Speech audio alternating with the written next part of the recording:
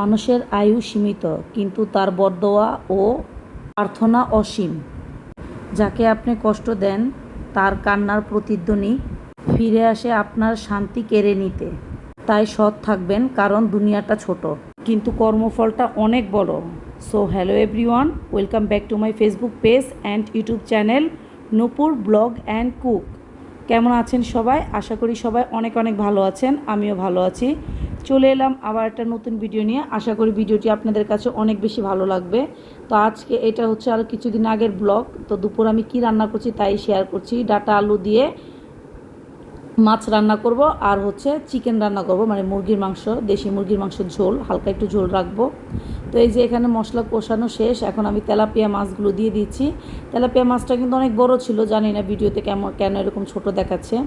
তো এই যে মাছগুলো আমি এখন দিয়ে দিচ্ছি, দিয়ে রান্নাটা অলমোস্ট কমপ্লিট হয়ে আসলে একটু ভাজা টালা বা ভাজা জিরা গুঁড়ো দিয়ে দিব। তো রান্নাটা শেষ, এখন আমরা চিকেন রান্নার প্রস্তুতিতে যাব। তো প্রথমে এই যে চিকেনটা রেডি করে রেখে দিয়েছে আমার বড় বোন ধুয়ে। রান্না কিন্তু দুইটাই আমার বড় বোন করেছে, আমি জাস্ট ভিডিওটা ধারণ করেছি।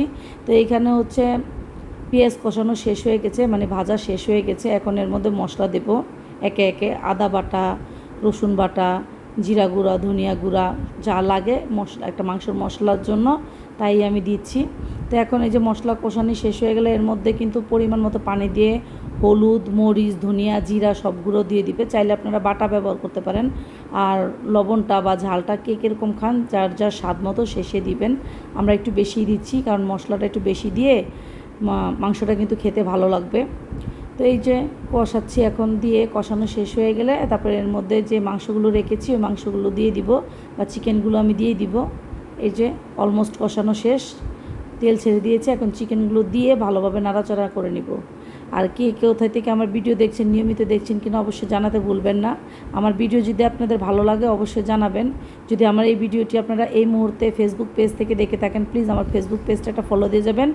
লাইক, কমেন্ট, শেয়ার করতে ভুলবেন না পরিবার ও বন্ধুবান্ধবের সাথে। আর যদি ইউটিউব থেকে আমার এই ভিডিওটি দেখে থাকেন, প্লিজ আমার ইউটিউব চ্যানেলটি সাবস্ক্রাইব করে দেবেন, আর সাথে থাকা বেল আইকনটি ক্লিক করে দেবেন, যাতে করে আমি নতুন কোনো ভিডিও আপলোড করলে আপনাদের কাছে সাথে সাথে নোটিফিকেশন পৌঁছে যায়, আর আমার চ্যানেলে ভিডিওটা আপনারা দেখে নিতে পারেন।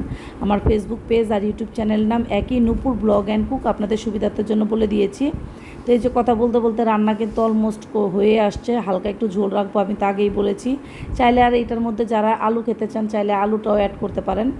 সব শেষে এখানে গরম মশলার গুঁড়া দিয়ে দিচ্ছে, চাইলে আপনারা গরম মশলা বেটেও দিতে পারেন। তো সময় ছিল না তাই আর গরম মশলাটা কিন্তু বাটা হয়নি, গুঁড়াটাই ব্যবহার করছি। শর্টকাটের জন্য গুঁড়াটাই ব্যবহার করেছি। আর ওই দিন কিন্তু এটাই ছিল। তো আজকের ভিডিওটি এই পর্যন্তই। Thank you for watching.